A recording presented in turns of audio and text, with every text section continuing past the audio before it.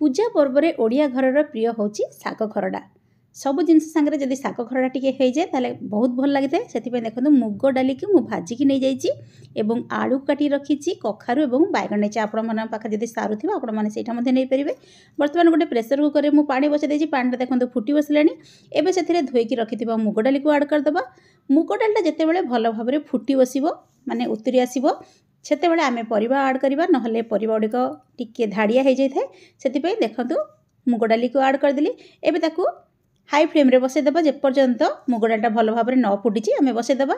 एबे से स्वाद पाई लुण देदेवा आम आमर परिबा को देखिकी आम लुण आड करदेवा एवं ताकू फुटिया छाड़देवा। बर्तमान टिके समय पर देखिए मुग डालटा जेहेतु आम पानीटा प्रथम गरम हो जाता टिके समय पर देखिए आमर डालटा देखो फुटी बसला माने देखो मुग डालटा भल भाव फुटी बसला। ए समय आम काटिक रखि परिबा गुड़ी को आड करदेवा। कखारु आलू और बैगन नहीं से सब परिबा को आड करदेवा।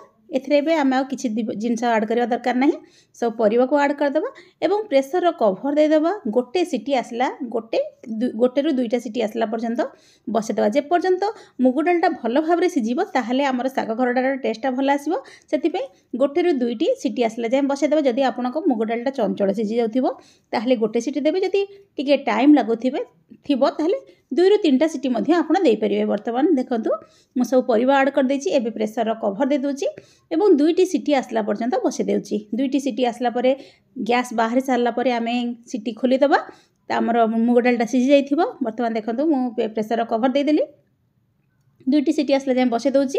2टी सीटी आसी गलानी। एबे प्रेसर कभर खोली देकी आपण देखौछि देखो 2टी सीटी आसी मुझे गैस बाहर कर दूसरी। देखो मुझे डंकी साहाଯ୍ୟରେ आपण देखुची डालटा जदि भल भाव में सीझी शाग खरडाटी खाइबा भल लगे। जदि डालटा भल भाव में सीझी ना शाग खरडाटा भल लगे से आपड़ चाहिए डालीटा को भल भाव में सीझा। देखिए आप देखी जापे डाली पूरा भल भाव में सीझाई यहीपरि भाव में आम डालटा सीझा दरकार। और आप शाग खरडा कला बेले जदि आप डालटा परिमाण अधिका हो जाए ताहले आपण से हिसाब से देखी पकेबे। एबे मेन जिनस होची बघारिबा।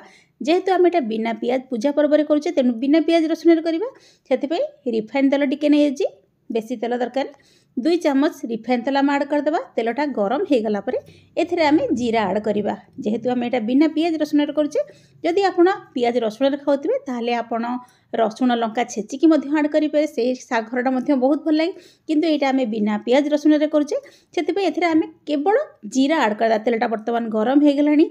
एबे से आम गोटे चामच परी जीरा आड करदेवा। देखो जीरा आड करदेली एवं सुखिला लंका 2टी सुखिला लंका को खंड खंड करके आड करदेवा। शाग नहीं शागटा को मुझे भल भाव में धोईकी ताकू काटिकी चुन चुन कर काटिकी रखी। एबे देखो शागटा को आड करदेवा। शाग खरडा हवा को बेसी समय लगे बहुत चंचल शाग खरडा हो जाए। ये शाग सब आड करदेली। बर्तमान ताकू गोटे पिठा बतिया साहाଯ୍ୟରେ भल भाव में टिके एपट सेपट करदेवा शागटा को। आ शागटा बहुत चंचल नरम हो जाए। एबे शाग को 2 रु 3 मिनिट भाजीदेवा। 2 रु 3 मिनिट भाजी सारा पर देखिए शागटा नरम हो शाग तो बहुत शागर बहुत पानी बाहर और शाग बहुत चंचल हो जाए। बर्तमान देखी जापे शागर टिके टिके पानी बाहरी बसलानी। एबे से आम सीझिकी रखिथिबा डाली को आड करदेवा। शाग खरडा बहुत चंचल हो जाए और गरम गरम शाग खरडा खाइबा को बहुत भल लगे। से देखो आप देखी जापे डालीटा भल भाव में सीझे। डालटा जब भल भाव में सीझिबो ताहले शाग खरडाटा खाइबा को भल लगे। जदि डालीटा टाण थिबो शाग खरडा खाइबा को भल लगे से डालीटा भल भाव में सीझे देबे। बर्तमान देखो शाग को भल भाव में मुझे गोड़े दूची भल भाव में घांटी देवा और ताकू फुटिया छाड़ीदेवा।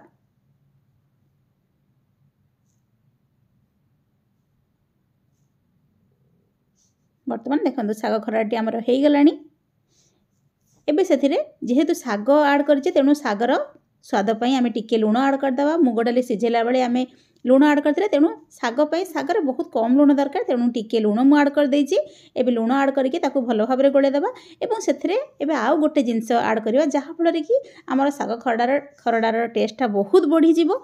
सेथिपई मु एथेपई किछि क्षीर नेइछि सीझा क्षीर मु किछि नेइछि। एबे सेथिरे आमे क्षीर आड करदेवा एवं क्षीर आड करके ताकू भल भाव में गोले देवा। देखंतु आधा ग्लास क्षीर मु नेइथिली क्षीर को आड करदेली। बर्तमान देखंतु टिके फुटिया छाड़देवा और शाग खरडाटी आमर रेडी हो गला। यहीपरि भाव में शाग खरडा करके गरम गरम भात अरुआ भात सांगे शाग खरडा कर खाँतु ना पूजा पर्व में बहुत भल लगे। जदि थे आपड़ शाग खरडा करेंगे चाहिए सब यहीपरि शाग खरडा करने शाग खरडार टेस्टा बहुत भल लगे। बर्तमान देखो आम शाग खरडाटी रेडी हो गला। यहीपरि शाग खरडा करूँ और आपणकर मूल्यवान कमेंट दिंतु। एवं मु गरम गरम प्लेट रे सर्व कर दूची।